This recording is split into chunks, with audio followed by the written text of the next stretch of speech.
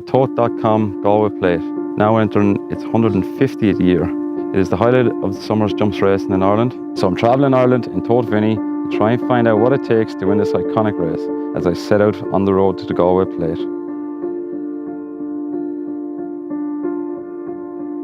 Today I've come to visit Liam Cusack at his yard in County Laois. Liam trains Snugsborough Benny, a hot prospect for the Tote.com Galway Plate. As he's also riding the race himself, Liam should have a good handle on what it takes to produce a Galway Plate winning performance.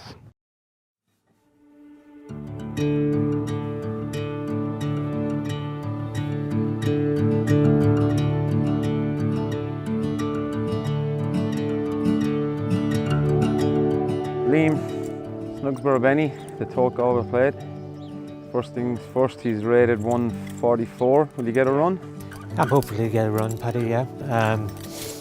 Needed 140 horse to get into the race last year. He's 144 now, so we're going to enter him anyway and hope that he will get a run. Yeah. It's been the target since the Irish National. He won the Blazers around the course and distance last year. Yeah. So That's a big thing, isn't it? Course form. Course form very important for Galway. Yeah. Yeah. Tricky track. Tricky track, yeah. And looking at him, he's a handy horse. He looks like he would go around it, and he obviously does. But you do ride him quite a way back in his races. Would that still be the same plan around there, or would you ride him a little bit closer? You'd love to ride him a bit closer, but he's a better horse ridden a bit cold. Yeah. He could just do a little bit too much too early. Yeah. You know. But in an ideal world, I'll speak to Dennis, but we will try and ride him, I'd say, a little bit closer. Yeah. You know. Yeah. It depends on the ground. Yeah. You know, if the ground is slow, 2-6 around there is going to take a lot of getting. Yeah. You know he stays. Yeah. He got home in the national. Yeah. Stays well. Yeah. Jumps like a buck. Touch wood. Touch wood, jumps well, yeah. He'd have a good squeak in it. You'd fancy him in it, would you? Well, look, as you know, the Galway Plate now is a very competitive race. Yeah. And you nearly need a graded horse to win it nowadays, you know. Yeah, we're running off his highest career mark. He's in good form and he seems to be progressing well.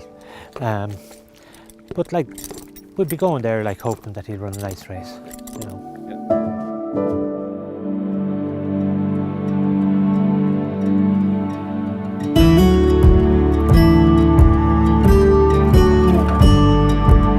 First runner in a plate, you're in a unique position that you've rode in a plate. What sort of horse do you think you need to win it? You need a horse with plenty of experience. Yeah. You know, like you need probably a handy type of horse that jumps well and travels well. Yeah. The year I rode it, I rode a horse called Vulcan's Pass, and I got a great ride off him. I was able to ride him up handy, Yeah. and he travelled away well. But and then he just got caught for a little bit of toe, like when they quickened. But he kept going and gave me a great ride to finish third. But yeah, like Galway, it's a front runner's track. Yeah. Last year's winner Clarkham made all the running. Kind of a freak race last year, wasn't Yeah. it? You could just tell.